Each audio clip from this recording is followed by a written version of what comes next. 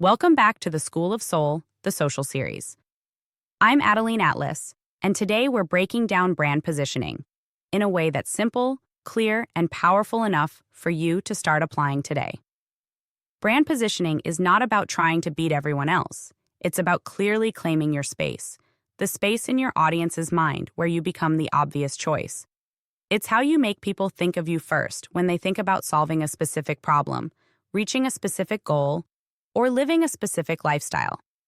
In simple terms, brand positioning answers these questions. What do you want to be known for? Who do you want to be known by? Why are you the best choice for them over anyone else? When you position your brand well, you're not competing on price, popularity, or who posts the most. You're competing on meaning.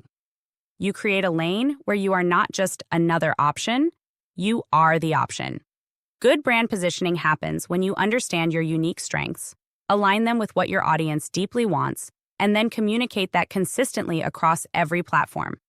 It's the reason why someone will scroll past 100 coaches, service providers, or product creators and stop on you.